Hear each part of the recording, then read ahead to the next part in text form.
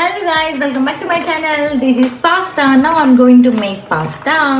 So guys, welcome back to my channel, Chashma Banu Official.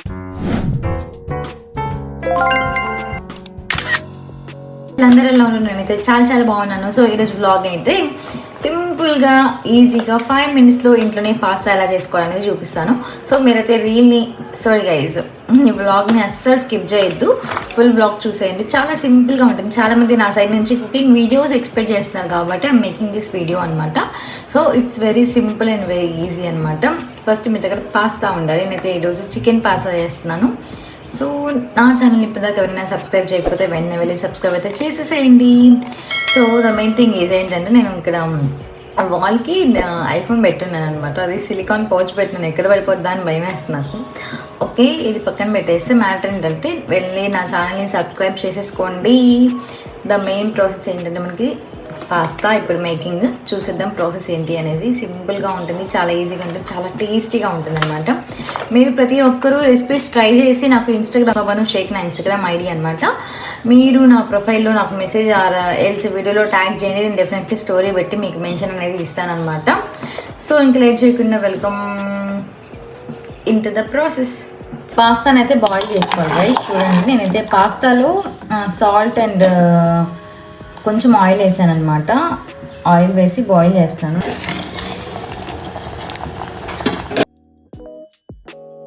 ఇవైతే మనకు కావాల్సిన items అనమాట. ఆనియన్, క్యాప్సికమ్, చికెన్ అండ్ పచ్చిమిర్చి, కొంచెం వెల్లుల్లి ఇష్టమైతే వేసుకోండి, లేకపోతే స్కిప్ చేసేయండి. క్యారెట్, టమోటో గైస్ మీది ఇవన్నిట్లో tomato and onion compulsory use చేయండి.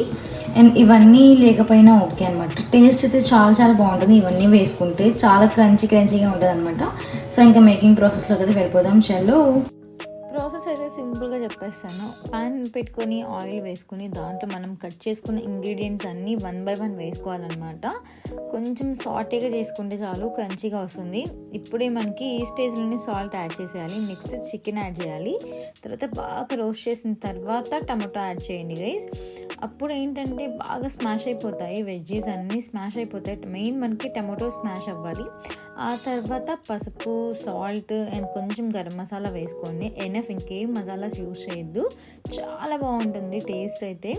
నేనైతే ఇక్కడ బాగా స్మాష్ చేసి మిక్స్ చేసిన తర్వాత అయితే ఒక ఇంగ్రీడియంట్ యాడ్ చేశాను. అదేంటో కామెంట్ చేసేయండి మీరు కూడా.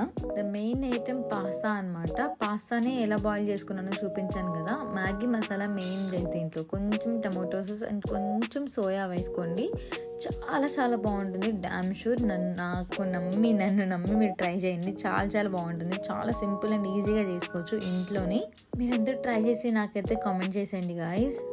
సీరియస్లీ టేస్ట్ అయితే చాలా బాగుంది అనమాట. నేను ఎప్పుడు చేసిన విధంగా కాదు, ఇదైతే చాలా బాగా సెట్ అయిపోయింది. నాకైతే చాలా నచ్చింది.